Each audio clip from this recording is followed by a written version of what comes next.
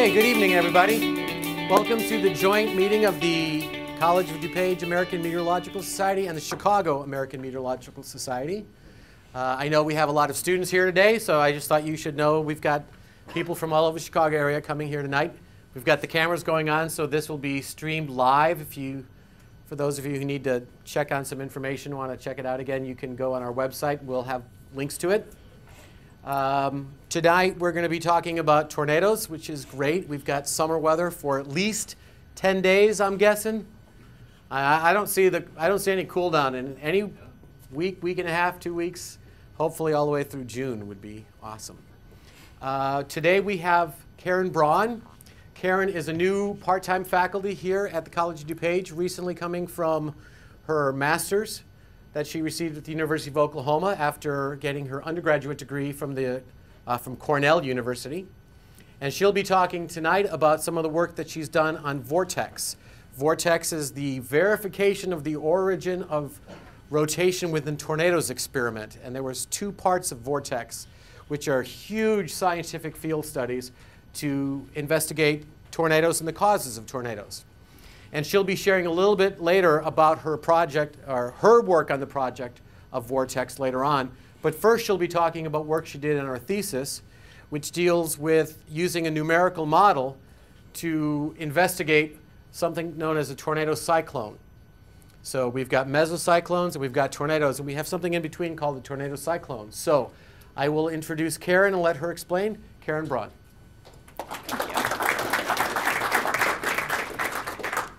Okay, so first we actually need to cut the lights, but not the back one. Okay. So just the front.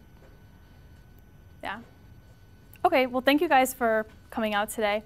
So first what I'm going to talk about today is some work that I did from my thesis from Oklahoma, and it was titled A Numerical Study of the Life Cycle of the Tornado Cyclone in a Simulated Supercell. That's a mouthful. So I will be going through that in a little more detail with you. But my advisor was Dr. Jerry Straka at Oklahoma. I did this work closely with him, and some of my committee members, maybe you recognize their names. Okay, so let's get started. So first I need to explain to you what a tornado cyclone is. Like Paul said, there is a 3rd scale of motion often neglected when looking at supercells. So very simply, a vortex is that vortex on the scale of motion between the mesocyclone and the tornado scale. So here's just some other terminology: parent circulation, vortex in which the tornado is embedded from the literature. Also, the literature has observed a maximum of 4 kilometers in diameter for this vortex. And also, it does not exceed what we call the thermodynamic speed limit.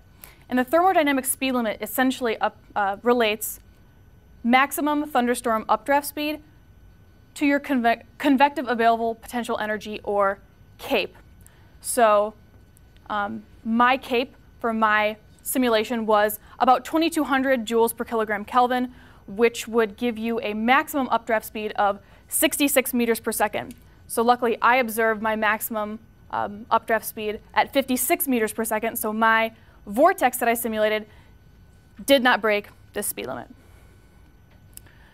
So I just wanted to point out the comparison of my simulation to real-life observations. So here I have a plot from my simulation. This is near the peak time. This is a radial velocity or meridional velocity plot, and it's kind of hard to see, but you have some storm relative northerlies shaded in the green, and you have some storm relative southerlies in the yellow, and our big arrows show mesocyclone scale motion, and the smaller arrows are the TC scale motion.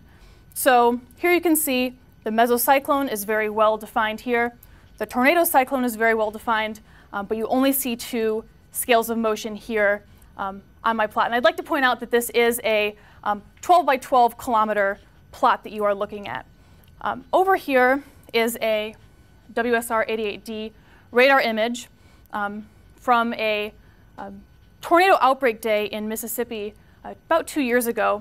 And similar to my simulation, you can see out here you have your mesocyclone. and here you have another scale of motion, and this is your tornado cyclone scale, but you can't see a third scale of motion from this radar image.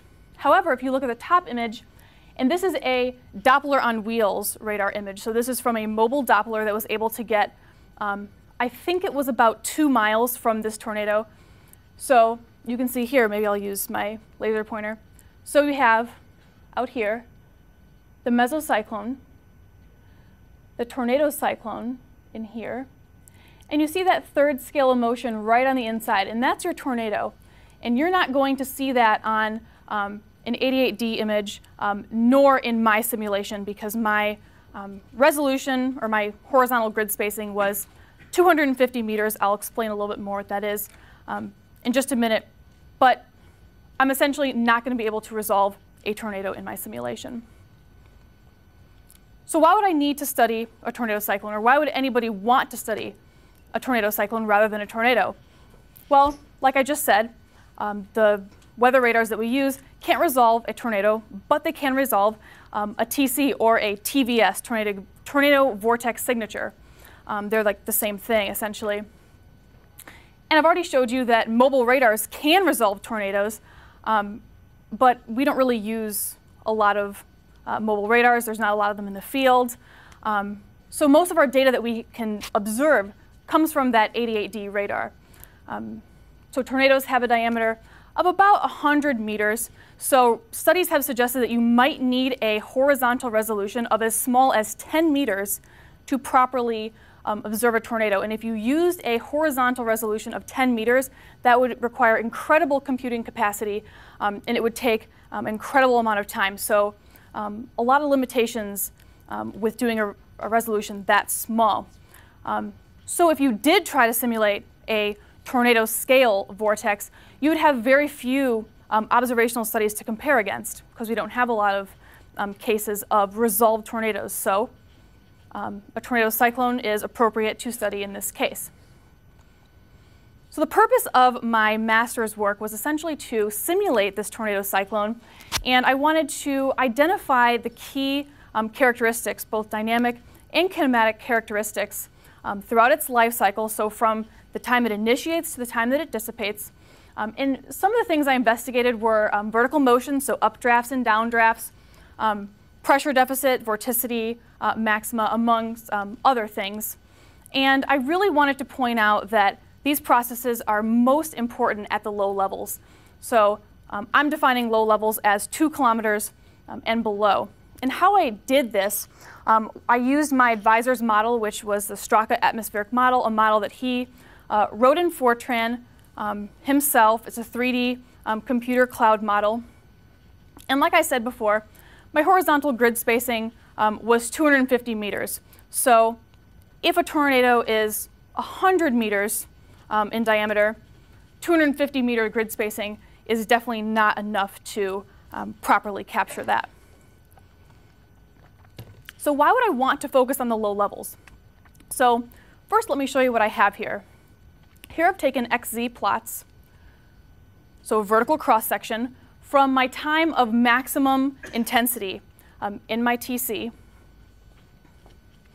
And I have vertical vorticity plotted on the left and pressure deficit plotted on the right. I'll explain to you guys exactly what that means in just a minute, but I want you to notice here in the vertical, I used a vertically stretched coordinate. And what that means is that this model lets you see more levels at the lower level. So you can break it down smaller the lower that you go. And I wasn't so concerned about anything really above 3 kilometers, so my vertical resolution above 3 kilometers really didn't matter. But you can see here, I've drawn this dashed line at 2 kilometers. And you can see, here's my TC column right here. And this is 2 kilometers wide down here. You can see that most of my action is concentrated below 2 kilometers. So this just proves to me that I really do want to focus mostly on low-level processes. So I did a supplement simulation to mine using 40-meter grid spacing this time, as opposed to my 250. And I looked at the maximum time again, 8,220 seconds into the simulation, and I come across this. So you can see, here's my tornado cyclone, very well defined in both the zonal and the meridional wind fields. But now I have a third scale of motion being resolved right here with a diameter of about 200 meters. So that tells me that that is definitely my tornado. And what this also proves is that in my simulation, so if you go back here, some could argue that maybe that is a poorly resolved tornado. But this proves that it's not, because even if you decrease the grid spacing to 40 meters, the tornado cyclone is still very well independently formed. Okay? It's independent, it's there. So had I decreased my grid spacing, I would have definitely seen a tornado in my simulation.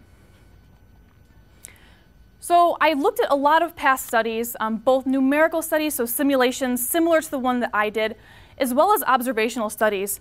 And I based a lot of my focus on these past hypotheses. Do I want to support them, or do I want to refute them? So I'll be basing most of my conclusions off of past numerical studies and observational studies. So what set my study apart from other studies done in the past is, for one, I used surface friction for the entire simulation. Now, that's really important because obviously in the real world we have surface friction at play everywhere. So a lot of past models, due to time constraints, maybe whatever reason they don't use, it's easier to get a vortex in a simulation without using friction. Excuse me. And when you add friction, it just makes the simulation a little bit tougher. So a lot of past models have neglected friction. Some of them didn't completely neglect friction, but due to time constraints, again, only turned on friction at the start of the tornadic phase. So whether or not that's realistic, I don't know. Another thing that set my study apart is that I observed a really long-lasting cycle, almost an hour long. And that is kind of rare, especially in simulations, and especially in the field. People don't observe these things lasting for up to an hour. So with a 58-minute cycle, there's no way that I could share everything that I found in my simulation with you today. So I've broken it down really to 3 things that I'd like to share with you. And they all happen to be at the beginning, mostly, of this cycle. So I'd like to talk about the role of the rear flank downdraft in the initiation of the TC. I'd like to talk about the early development of both the pressure deficit and the cyclonic vertical vorticity near the surface. My vortex also went through a transition phase, which I'll explain to you what that is. And then finally, just so you don't wonder what happened for the rest of the cycle, I'll share with you briefly some of those things, but I'm not going to really focus on them too much. So I used thermodynamic profiles and wind profiles, both from Wiseman and Klemp. This is a past study that was done, a very widely used sounding and hodograph. And my sounding here gives me a constant CAPE of about 2,200 joules per kilogram Kelvin. And directional shear is very important, or has proven to be very important in the low levels when talking about severe weather.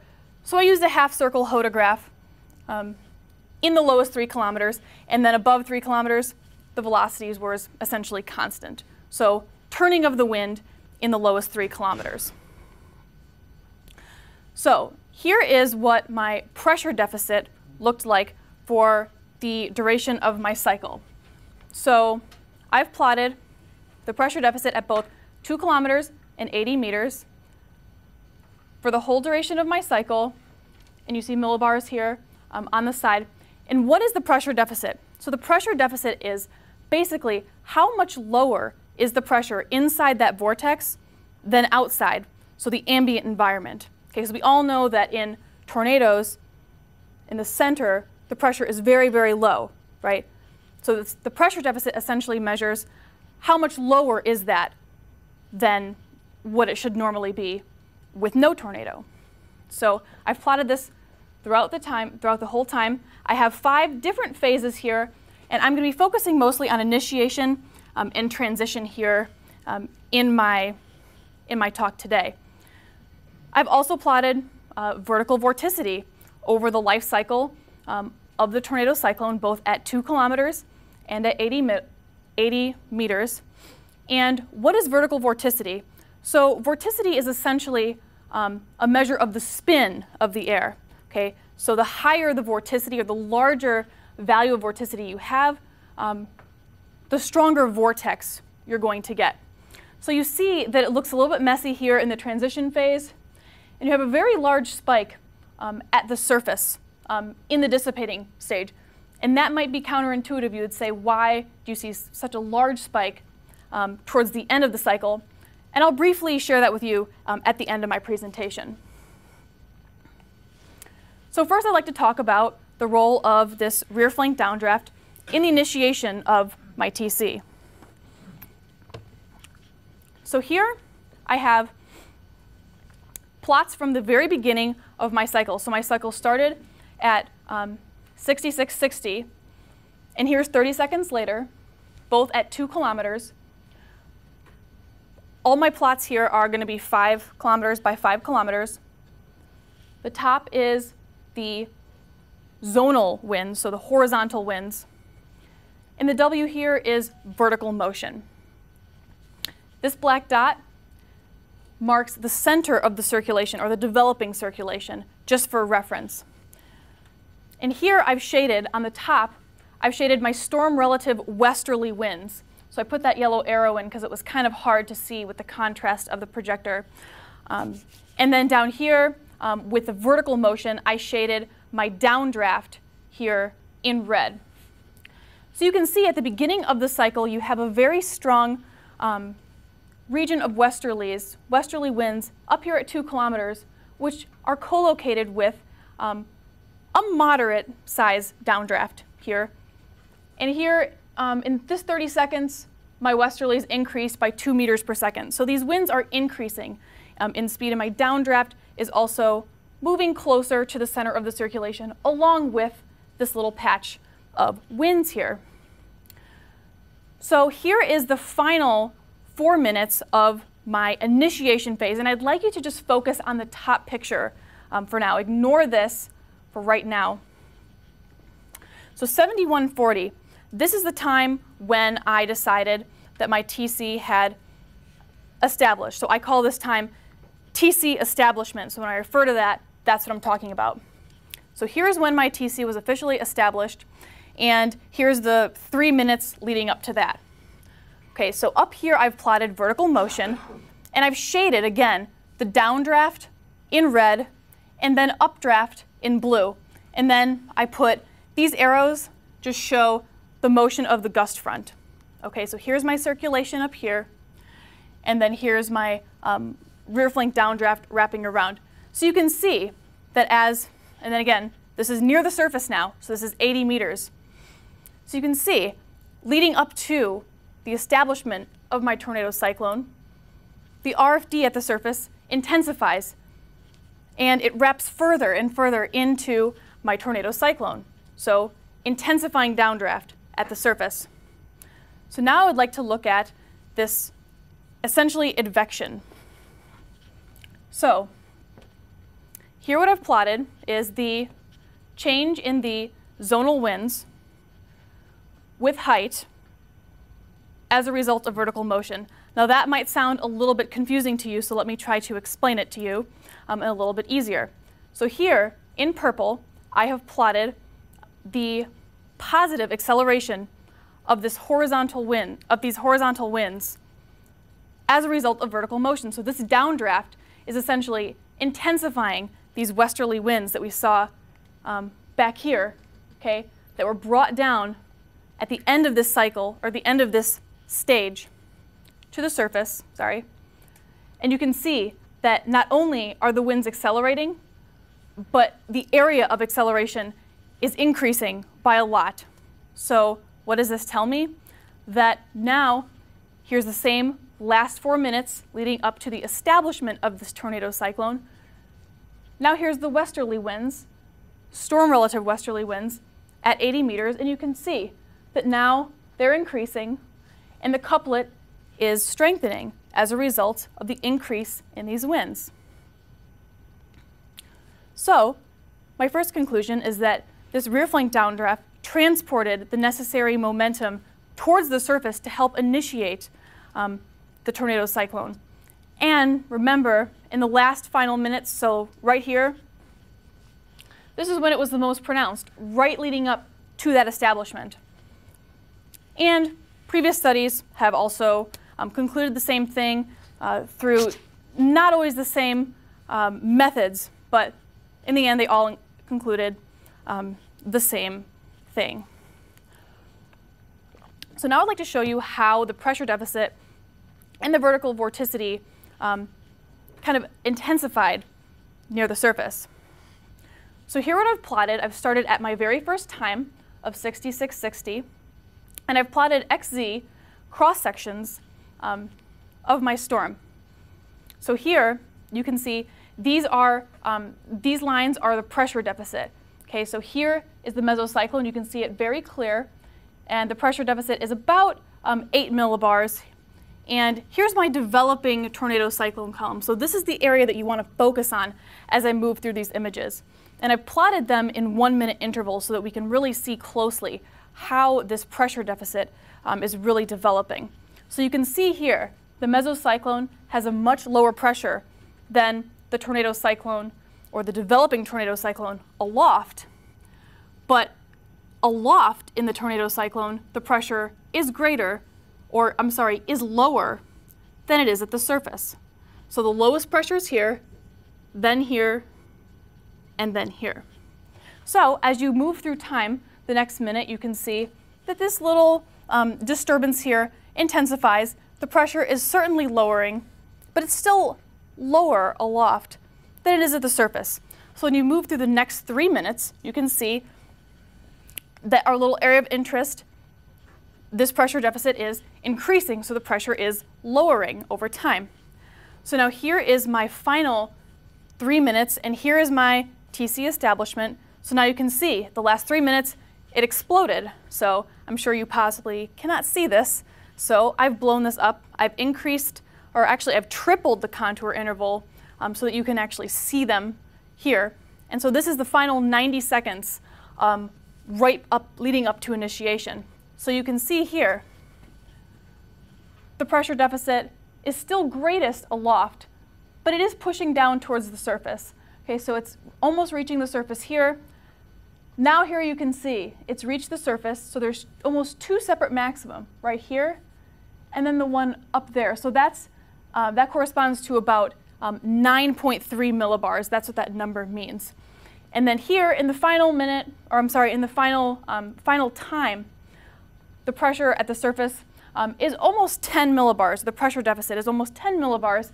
And aloft, it's about 9.6, right? So the pressure at the surface has lowered more so than the pressure aloft.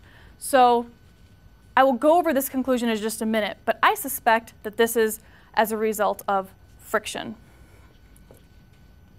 So let's look at the vertical vorticity.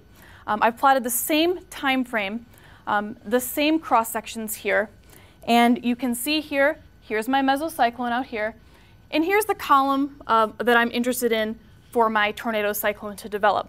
Now, this is likely a leftover from a previous cycle. This is, again, 6,660 seconds into the simulation. The simulation cycled. So there was other storms in my entire 2-hour simulation, but I just picked the one that had the best defined life cycle. So this is likely a residual from a previous storm. So I can't exactly say how that got there initially, but it's already there at the start of my simulation. So you can see that it is greater at the surface than aloft. There's not much going on aloft here. And you can see that by this time, 2 minutes into the life cycle, you start seeing 2 separate maxima there. So if I go to the next 3 minutes, you can see that this is definitely defined. Here's a maxima right here between 1 and 2 kilometers, and there's definitely one at the surface. And you can see that this is the case for all of these times. So what is this a result of? At the surface, this is a result of stretching of vorticity. And essentially what stretching of vorticity is literally the stretching of this vortex tube. So if you stretch it out, what are you going to do? You're going to increase that spin. You're going to increase that vorticity. So stretching at the surface is a very important process. But aloft, between 1 and 2 kilometers, this is a result of tilting of the vorticity. And what tilting of the vorticity is if you have horizontal streamwise vorticity, if you get any tilting, now you're going to tilt that vorticity into the vertical, and you're going to add to that vortex tube. So now you're just going to intensify the vortex tube. You're going to make it longer, essentially, in a nutshell. So tilting aloft and stretching at the surface are the two main processes going on here. So now in the final 3 minutes, here's establishment. You can see again, it kind of blows up towards the end. So I've plotted the final 90 seconds here, and you can see how much this vorticity intensifies at the surface, definitely more so than aloft. So I have the maximum vorticity, at least for the initiation phase, right here at the establishment. So what can I conclude from this? So the pressure deficit appeared to originate in the mesocyclone, and then it built downwards towards the surface. And then once it got to the surface, it intensified due to that surface friction that I had in place. However, the vertical vorticity appeared to intensify first in the upper levels, or I'm sorry, in the lower levels, and then extend upwards due to stretching. And stretching was more than double the magnitude of tilting. So stretching was really the dominant factor here to amplify my vorticity. So now I'd like to tell you about that transition stage that I observed. And I would like to tell you before we start that this was not intentional in my simulation. And actually, I almost missed it because it took about 4 minutes in my simulation. So if I had not looked more closely at that 4 minutes, I would have completely missed this, and I would have never known that this happened. So it's really interesting. So I want you to recall, this is my plot, or this is my graph of vertical vorticity over the entire simulation, or the cycle, sorry. Here's my transition phase, okay? So something strange is going on with that vorticity. So what I did is I broke it up into a new vortex, an old vortex, which is the blue. This is the original vortex that I observed. And then a new vortex that happened to form during this phase. And so now I plotted the vorticity over the entire simulation again at 80 meters and at 2 kilometers. And you can see that here, so now I've highlighted where my transition phase is. You can see at 80 meters, here's the original vortex. And then somewhere right here, a new vortex starts forming. Okay, and so eventually that old vortex died out and the new vortex became the dominant vortex throughout the entire simulation. But at 2 kilometers, here's your original vortex, and then the same thing happens. A new vortex comes along, weakens that old vortex considerably, but eventually it prevails and it continues on. So why would that happen? So here, I broke it down even further. Now I've plotted it at 80 meters, 1 kilometer, 2 kilometers, and 3 kilometers. And I noticed that here, at 80 meters and 1 kilometer, you can see that the old or the new vortex eventually takes over the old vortex. But now here at 2 kilometers, this new vortex weakens this old vortex, but the old vortex does still prevail and continue on. You can see that at 3 kilometers, this is much less pronounced than at 2 kilometers. So I went back and I investigated, and I found that the cutoff was about 1.8 kilometers. So below 1.8 kilometers, it was a situation like this. The new vortex took over and the old one eventually died out. But above 1.8 kilometers, this the old vortex was weakened, but it still ended up prevailing in the end. So here's actually a 4-minute span of my transition phase, and this is at 80 meters. So these are 5x5 plots of vertical vorticity. And I want you to look here. So here is my original vortex. It's very strong. You can see the vorticity is very strong. But over here, here's my new vortex forming a little vorticity center that's quite weak. But you can see with time, it is intensifying, but is intensifying separately from this original vortex. Okay, so they're intensifying and weakening independently of one another. So eventually, this new vortex becomes stronger and becomes the dominant vortex, and this one, the original one, essentially died out. So this is what happened at 80 meters. Now if we look at the same exact thing at 2 kilometers, you can see here. Here is my original vortex. It's very strong, but you can see over here, here's a little disturbance. So here's that vorticity, and it's intensifying. Okay, but it's still not stronger than the original, and it actually never becomes stronger than the original. In fact, it almost looks like this original vortex almost sucks in this vorticity center, and it becomes one by the end. So you can see it almost travels around, and then into that center. So you can see that the old vortex pretty much ends up prevailing at 2 kilometers. So I figured that the vertical velocity had to have something to do with this. Why would the low-level vortex die out, but above 2 kilometers, it doesn't?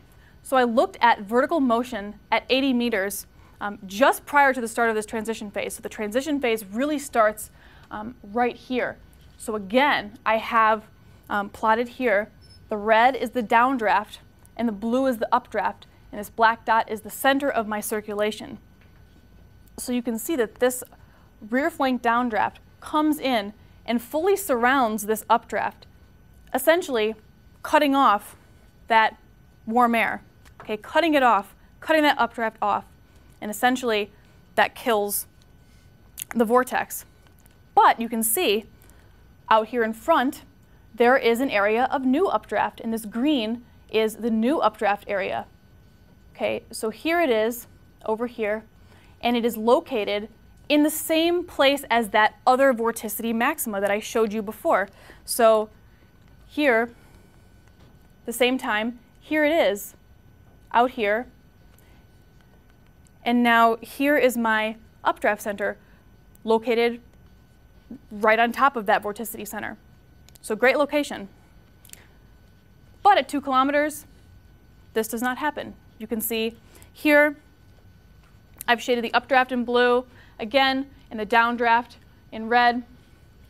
Maybe the updraft weakens a little bit, but nothing like we're seeing here at 80 meters with a full surrounding of the updraft by this downdraft. So what can I conclude here? So my rear flank downdraft ultimately contributed to the demise of that original vortex. So what did the RFD do? It essentially choked off that updraft at low levels.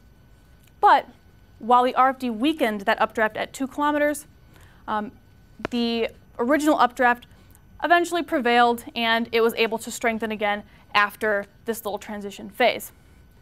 But remember, I had that new updraft located right by that vorticity, or right on top of that vorticity maximum. So that was able to facilitate a lot of stretching of that vorticity, and that vorticity amplified really quickly, as you saw, that new vorticity amplified very quickly. And again, below 1.8 kilometers, this new vortex eventually prevailed.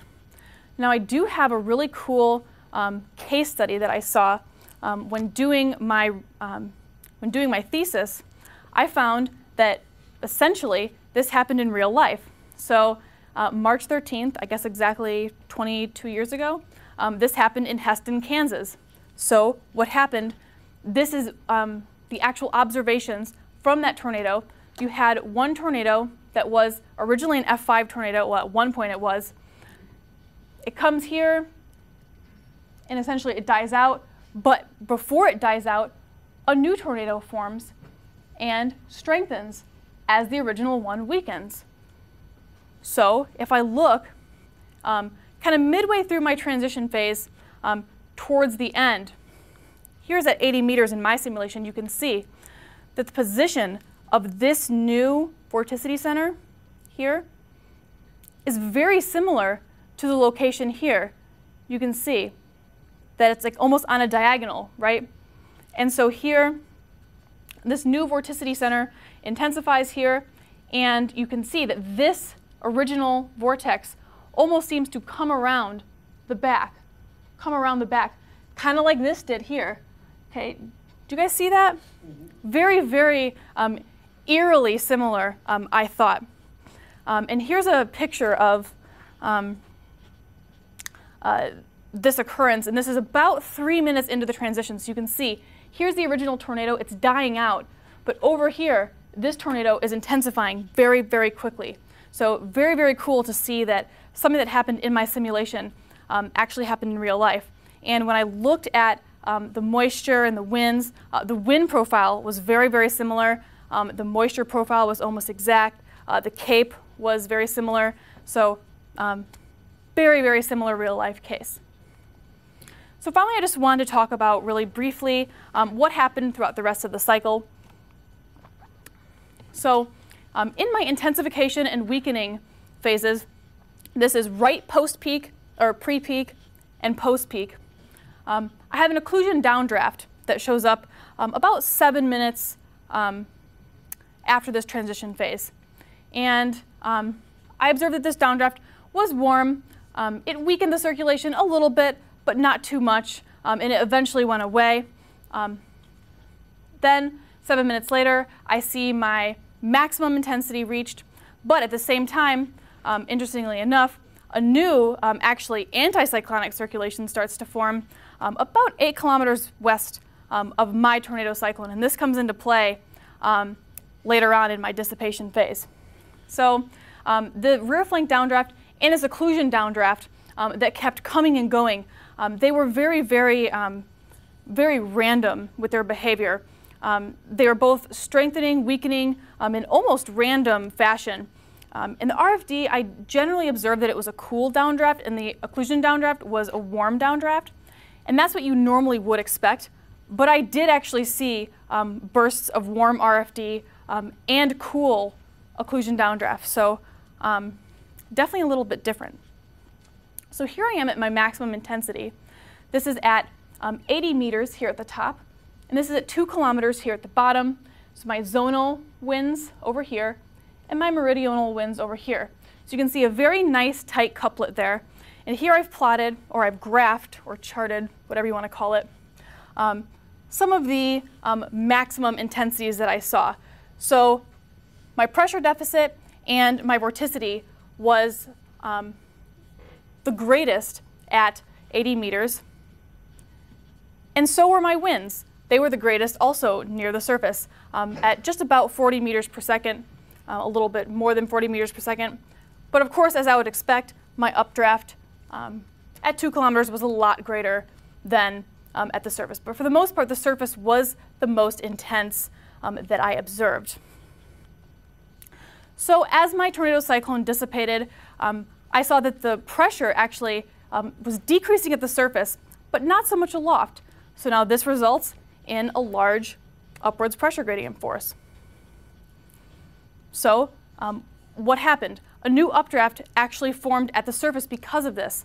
So you had divergent air coming from the RFD, and this formed, or this met with that gust front. And now this air was forced upwards, up and over the sinking air. Okay, so now this is going to be intensified by this pressure gradient that I mentioned before. So this is at the very lowest levels that this is happening. So an updraft surge in the low levels is going to intensify that low-level tornado cyclone. So remember when I showed you that full graph of my vertical vorticity, you had that really large spike at 80 meters at the end. And so this explains why you saw that. And it appeared that my tornado cyclone actually dissipated from the top down. You had The variables were very unbalanced. They were kind of all over the place. But that other anticyclonic circulation, it actually formed a new anticyclonic tornado cyclone that had really taken over and really taken away attention from my tornado cyclone. And of course, the RFD and the occlusion downdraft eventually dominated the column, and my tornado cyclone died out. So, in conclusion, overall, I saw that to initiate my tornado cyclone, I needed the rear flank downdraft to bring that momentum from 2 kilometers down towards the surface to get things going. Also, I observed that my pressure deficit originated in the mesocyclone and extended downwards, while my vorticity intensified at the surface and built upwards. Also, I saw that a low-level vortex actually formed during my transition phase, and below 1.8 kilometers, this new vortex essentially became the main focus of my cycle. And of course, friction really played a big role in my simulation because it determined the behavior of my pressure and my vorticity, especially near the surface, throughout my entire cycle. So, I guess that's it for my research portion. So, are there any questions about this, or should I not do questions yet? Do questions after the Okay. So now I'm going to talk a little bit about my time on Vortex II.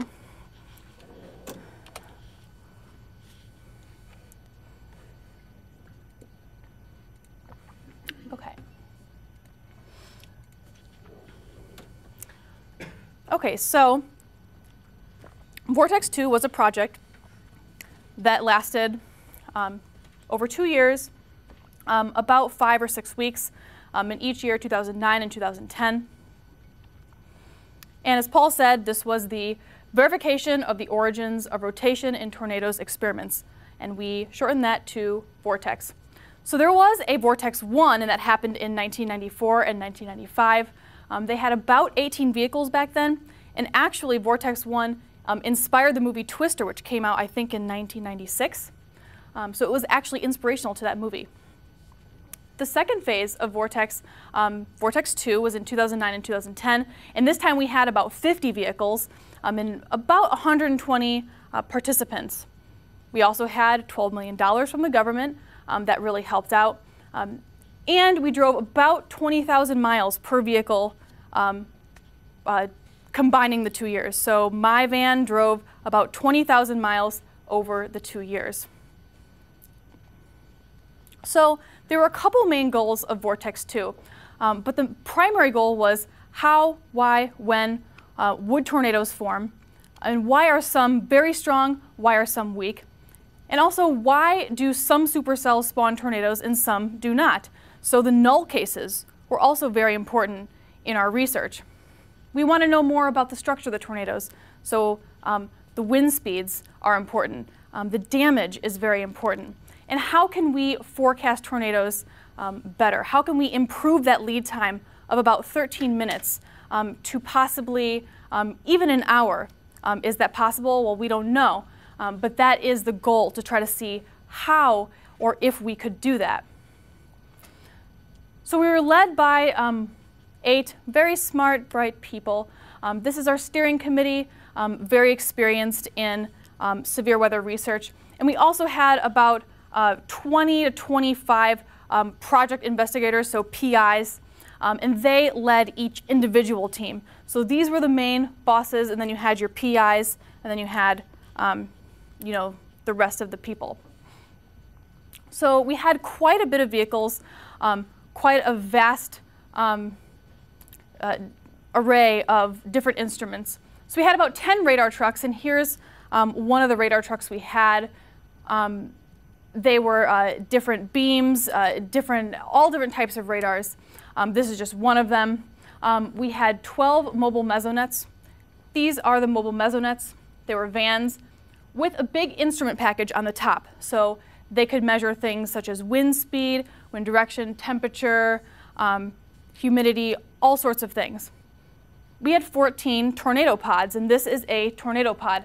So essentially what they would do is they would take this big, heavy thing. I think it weighed about 120 pounds maybe. So 2 people would carry it out in front of the tornado and essentially put it down in front of the tornado and hopefully escape. So that was the goal of the tornado pod.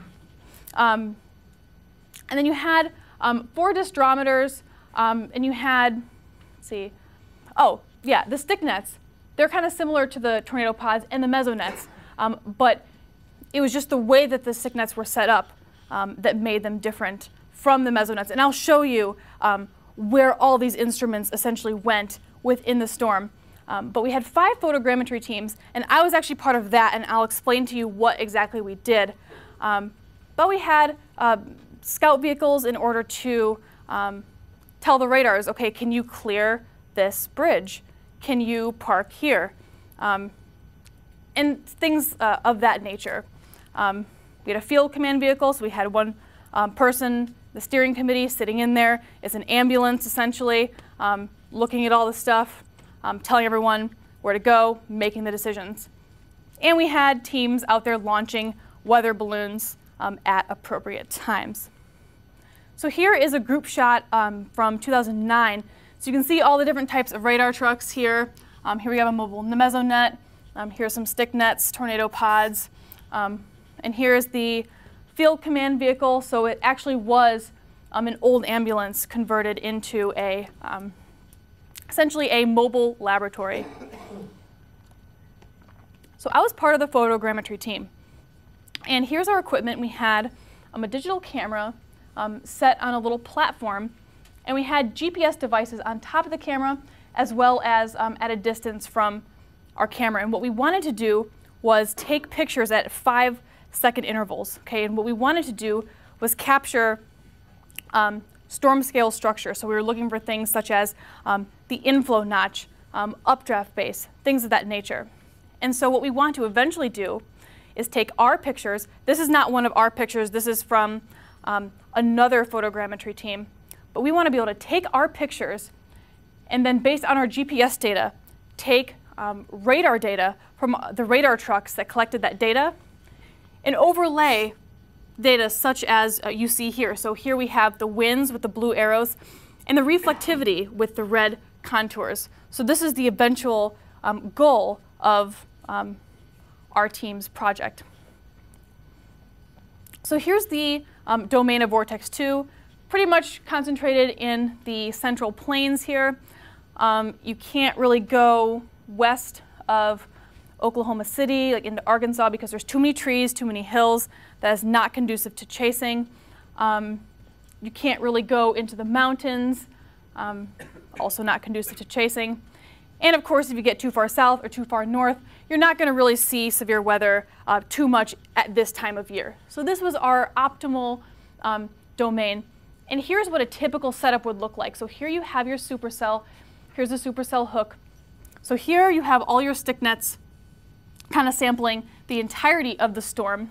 You have your mobile mesonets running transects through the storms. You have radar trucks set up at various different locations here. You have the photogrammetry teams set up. You have balloon teams set up. Okay, so this was the ideal deployment for our project. So here's a typical day. Here's just one of our days from 2010, actually June 2nd. And that day we started in Hays, Kansas, and we drove to western Kansas up here. We drove around for a while trying to do our deployments. Actually, my van got stuck in the mud that day. It was really sad, but we eventually got out due to the great driving skills of one of our team members, and we headed to Valentine, Nebraska that night to position for the next day. So this is just a typical day on Vortex II. So what did the actual day look like? What did we do? So this is just an average day. So at 8:30, the steering committee gets together and says, okay, where do we think things are going to happen today? What should our overall plan be for today? And then at 9 a.m., the PIs come in with the steering committee, and they all decide on a grand operation plans. So about 10 o'clock, everyone comes in, and one of the PIs gives a weather briefing to all the members, and we're given essentially a target and at what time do you have to be at that target. Now the target is not necessarily where the storms are going to form, but the target is where do we want to position ourselves to then wait for that next step, because it's very hard to know exactly where those supercells are going to form early in the morning. So we had to, a lot of times, go someplace, wait, go someplace and wait. So let's say around 2 p.m. maybe you arrive at this target and you're waiting again. A lot of waiting around happened, but you know, that's just kind of the nature of chasing. So we would relocate if we were told to. You know, we're essentially just waiting for convection, waiting for those storms to basically begin. At some point you had to eat, so eating a lot of times was a problem. A lot of times we go to Subway and get a foot long and eat one half for lunch, and then if we don't get dinner, you got to save the second half because sometimes you didn't get to the hotel till like 1 a.m. In the case of the Valentine's Day, Valentine, Nebraska, that was the case that night. So you wanted to always have an extra stash of food with you just in case.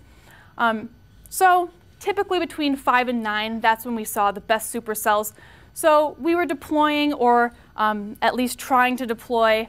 Sometimes things didn't exactly work out, so we didn't really get deployments every single day. But we would continually update our targets as we would go along. New targets would form nearby, so we'd go to those. And we all had radar on a laptop in our vehicles, as well as a communication system where we could see every team's position relative to the storm. So it was really useful. We had a lot of communication between the vehicles. And then if you're lucky, maybe 9 p.m., you can maybe head towards the hotel, which is decided at some point during the day. They'll decide where you're going to be spending the night. And of course, you're going to hope that you're not driving 300 miles to get to your hotel after your long day. And that was sometimes an issue, but we dealt with it. So there's some limitations that were involved in Vortex II. And there were some particular storms that Vortex II missed, but there are reasons for why this happened. So your first limitation is you had a lot of vehicles, you had a lot of participants. Okay, so you really have to think of the best interest. You have to think in the best interest of a group of 120 people. Okay, so driving all night, you know, like a madman to get to a new target, really isn't in the best interest of a group that's on the road for a month at a time. That's just going to wear you down. Okay, so also, if you have a lot of fast-moving storms, this can be very dangerous to a large group, and people aren't going to be able to reposition in time. You can possibly put these teams in danger. So you have to consider those factors. Again, kind of jokingly, but not really jokingly, you are operating on government funds. So we were told to obey the speed limit. Of course, you should obey the speed limit at all times, but especially for us, you know, some of us were operating, you know, multi-million-dollar equipment on our vehicles. So really obeying the speed limit was really more of a, you know, safety for our equipment, not necessarily us. But so, you know, we weren't able to, you know, drive at 100 miles per hour to get to this new target. You know, that was not feasible to do. You also need a sufficient and safe road network. Okay, so dirt roads for us are not safe. You cannot get a humongous radar truck stuck in the mud. That's a terrible idea. So where there's not a lot of roads, like for example, Cherry County, Nebraska, okay, there's not a lot of roads there. So chasing in Cherry County is nearly impossible for a group like Vortex II. So we're looking for paved roads and a very good road network. Also, you have to consider your long-term positioning. So you have to think, okay, well, we're chasing this marginal target today. Is this going to put us significantly out of position for a very good target for tomorrow? So that was also taken into consideration. We didn't want to move a whole crowd of 120 people too far out of position. Also, those down days are actually necessary because we have vehicle maintenance that needs to happen, oil changes, because you are driving these cars up to 700 miles per day every day. So you do need to take into consideration maintenance, windshield replacement, that happened a lot. Things like that. And also laundry. Okay, how can you possibly pack for 6 weeks on the road in a small suitcase? So laundry was needed to be done, and of course resting. I mean, we need rest sometimes. Going for a month at a time can be quite tiresome. So definitely some limitations involved with a project of this size. So during my downtime, I got to do a couple cool things. I hiked the Badlands in South Dakota. I went to Mount Rushmore. I went to the Twister Museum. I got to hang out in the Tornado Intercept vehicle from Storm Chasers. So we actually got to do a lot of cool things. Some people went to a Rockies game in Denver. So it was definitely a good experience. You got to see a lot of things that you likely wouldn't. So the downtime was also fun. So I just want to show you a couple of my pictures. And I actually have a video of our deployments that I can show you in just a couple minutes. But here is the famous Vortex tornado. This is the Goshen County, Wyoming tornado of June 5th, 2009. It was an EF2, and it was the most heavily sampled storm in history. So we made history this day with this tornado. This was after 4 long, very frustrating weeks of essentially nothing. So, well, null cases. So we didn't see any tornadoes. We were all very tired and frustrated. So when we saw this, this was just like really like the greatest moment ever. So, so here was the meso pre-tornado. So here it formed. I was very excited. This was my first tornado I had ever seen, and what a great one to be the first. So here you can see it's about to be rain-wrapped, and it was rain-wrapped for a minute or so, but then it emerged again on the other side, and it eventually roped out at the end of its cycle. So that was a really, really cool tornado to witness. As a result of that, one of our mobile mesonuts actually received softball-sized hail, so 4.5-inch hail to this vehicle. You can see this dent here. It's very hard to see, but I mean a really humongous dent in this vehicle. And this windshield is actually being held up partially by these Mountain Dew bottles, believe it or not. So this person had to drive back to our base that night looking out the window, essentially, because that's how bad it was. And of course, this windshield was replaced the next day, but you did have, no windshield was broken this much, no other one. But of course, even if you have a little crack, if you're out in the field the next day, you get a little bit of hail, that could blow it in your face. So that's dangerous. Any crack, you have to get repaired. So that was happening a lot on our trip. A couple days later, we saw really huge hail in Missouri, and this was actually about 10 or 15 minutes after the fact. So originally, these were probably about tennis ball size. So really cool to see that in person. You don't see hail like that every day. Here was a little vortex that I took while the van was moving. So I was in the back trying to like snap all these pictures because we were trying to position ourselves to another target. But I saw this little funnel coming down, and it was really cool because you can see, okay, it might be on the ground there, maybe here. I can't tell for sure, but as it dissipated, a new little vortex kind of formed to the side. So it's a real interesting thing to happen, watch happen, and this happened in a span of probably about 90 seconds. So really, really cool. We also didn't always see tornadoes. Obviously, we didn't see tornadoes very often at all. So you saw a lot of cool structures. So a high precipitation supercell up here, nice little rainbow out here in New Mexico. So really cool things other than tornadoes. There was a lot of tornadoes the day after you guys quit. Yeah, thanks for telling me. Okay, so I'd actually like to show you a video of our deployment. And this is from our team, and this is about a 5-minute video.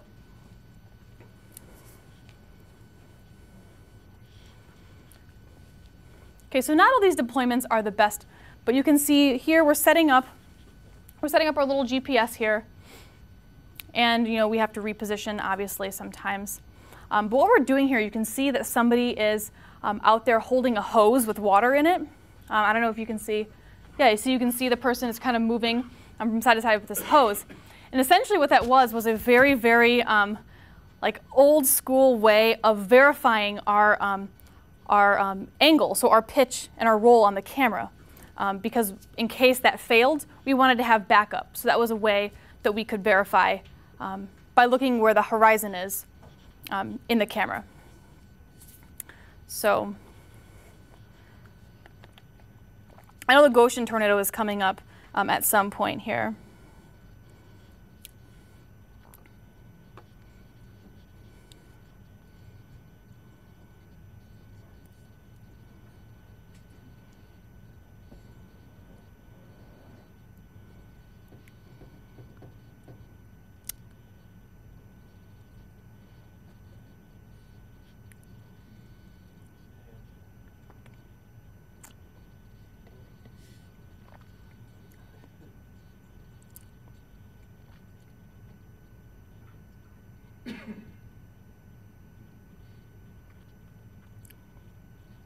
So not all these deployments are necessarily usable with the radar data, but we do have 2 teams positioned about, I think about 7 kilometers or 10 kilometers apart for the purpose of getting 2 different angles.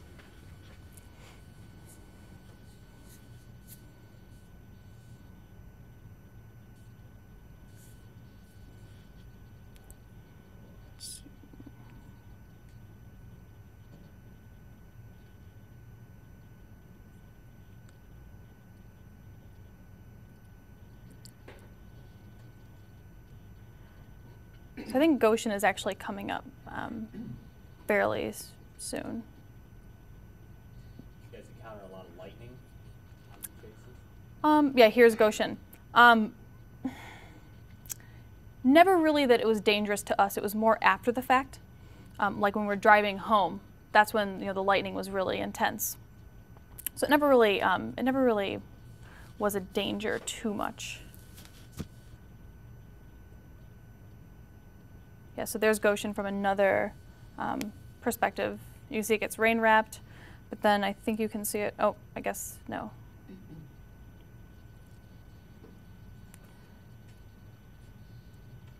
So a lot of the times we wanted to position ourselves so that we could film the back of the supercell, because that's where we can see, a lot of times you can see the updraft base very well. And this is really what we wanted to capture, the inflow notch, those sorts of things. So really nice mammatus clouds there in that shot. I think there was only one time that, that we felt a little bit unsafe during the deployment. There was one time where a funnel essentially started to form over our head, and we were so freaked out that we threw everything in the car and we actually left our hose in the field. So we were driving along like, oh, where's our hose? Oh, it's in that field. So we had to go back and retrieve that. So that was really the only time where we were like, oh my God, like we could be in danger. So most of the time we felt pretty safe. Really didn't feel that we were in too much danger, because we did trust the people that were leading us, telling us where to go. We trust that they're not going to put us in harm's way. Let's see. Is that a government issued hose or? Yeah, you would think.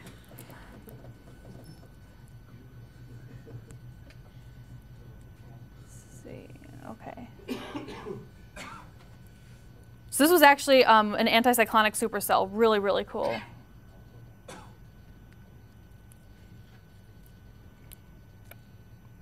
And I don't think this could possibly be all of the deployments that we had, but this is just, I guess, some of the best ones that we had. And all of them are very different, as you can see.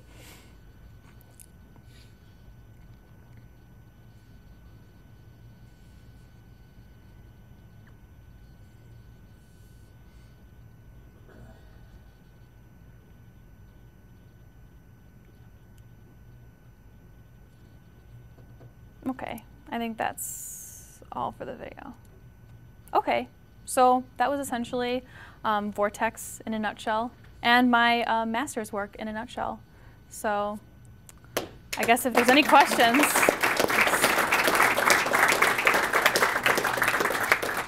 So we have time for a couple questions if anybody has some for Karen. Evan's going to walk around with the mic so we can get you on. Yeah,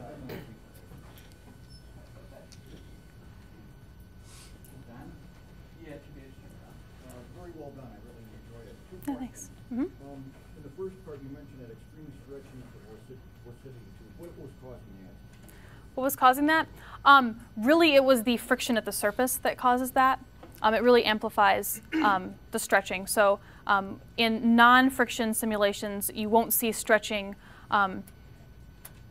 as intensely as you would with a simulation with friction. So really, friction is the factor in amplifying that. Okay, and then I heard also when you had that deployment, you guys were really trying to keep your locations quiet so you wouldn't have additional chasers going after you. Was that successful or not? Right. Well, actually, yes, because a lot of the times we were kind of in locations where there weren't a lot of chasers. Some days we actually did encounter, we were chasing near, I think it was around, I can't remember, maybe like Perry, Oklahoma, Woodward, in that area.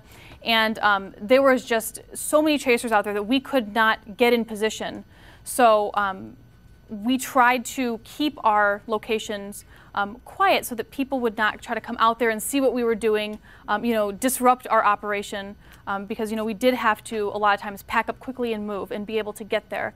So if they're clogging the roads and we can't really position, and all of that, those great resources and all that money kind of goes to waste. So we really wanted to take full advantage of our opportunity. Were you successful with that in keeping it quiet? Yes, for the most part, yeah. I mean, we asked people, on the project to not tell your friends where we're chasing, to not, tell people where we're planning to go. So, yeah, for the most part, that was pretty successful. But sometimes you just can't avoid that.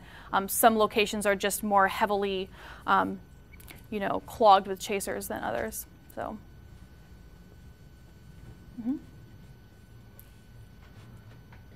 Yeah, I wanted to ask you about your modeling. Do you feel that your model verified what occurs in nature, or that was the other way around, that you observed something in nature and your model was good? So are you asking if when something was observed in nature, the model was built around that? Or are you saying? Well, yeah. Did you try to verify the model with nature, or did you try to model nature? Well, like I said, I didn't write the model. My advisor wrote the model, and he's actually been writing it for the past 30 to 35 years. So it's kind of an ongoing, an ever-improving model. But really, he tries to formulate the model to where it will most realistically simulate the real world. So it uses really advanced microphysics, so you can simulate all types of different precipitation, so just to make it as realistic as possible. So when you do see stuff in the simulation, like I saw with that Heston case, then you can see, okay, well, our model probably is, you can probably compare that to what's going on in nature. So you're really verifying the model against nature? Essentially, yeah, and then improvements can be made to the model, and he's been improving it continuously for the past 30 years. And then one other thing, specifically about the Heston, even more ancient history than that was the super outbreak in April 3rd and 4th. That was the first time a lot of those families were identified after the fact from aerial photographs. Right. And this seems to be the same type of thing. So back then there wasn't the computing power or the models to simulate that kind of thing. So this may be, if you went back farther, you may be able to find other cases. Oh, definitely, yeah. I'm sure that I would be able to, but like you said, yeah, there just wasn't as good observations back then. There wasn't models to, verify those kinds of things. Well, there weren't the observations either. No one had cameras then. Oh, yeah, exactly, yeah. Yeah.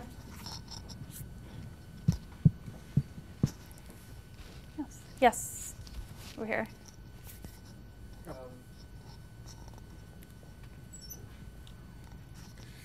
If you have a stretching vortex, it's getting narrower, does that also mean that you have an increasing pressure gradient?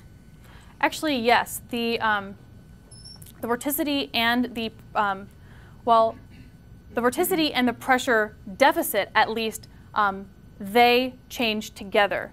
So essentially, yes, you're going to get a larger pressure gradient. So it's not really known really what happens first. It's kind of a chicken and egg sort of thing. Like, does the vorticity reduce the pressure? Does the pressure reduce the vorticity? I mean, it's very, very hard to pinpoint. So, but they do definitely change together. Okay. For the most part. Maybe one more question, Chris? Okay, I was just gonna ask, while Wait a minute. a little easier. On Vortex II, during the analysis process, how many of you actually did like a map analysis or did modeling? Like, how could you maybe describe a little bit of the analysis process when you guys decided to go to a certain place, or when you thought severe storms would form in a particular area?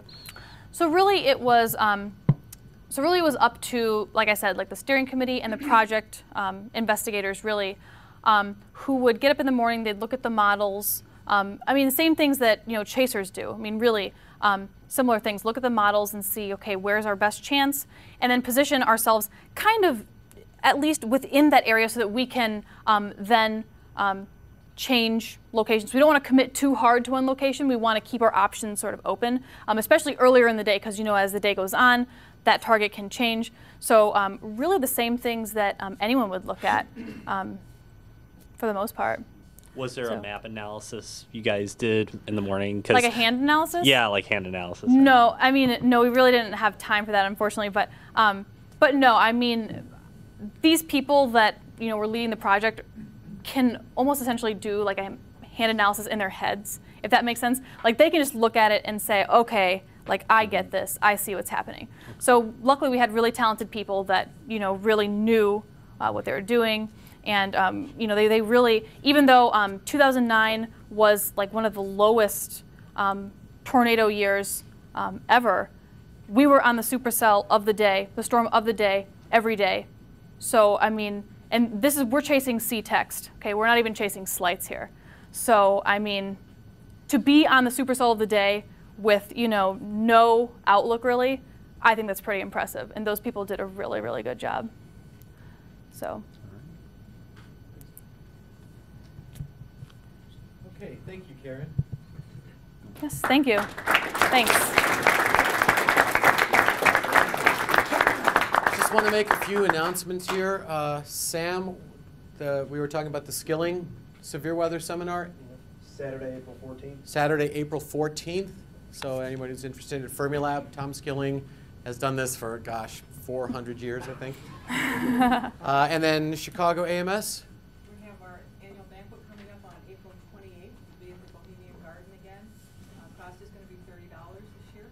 And we have one of the U.S. Air Force Reserve hurricane hunters coming to talk to us. That'll be great. It's going to be during our Chase 1, so I encourage other ones. And the Bohemian Garden is wonderful Bohemian food.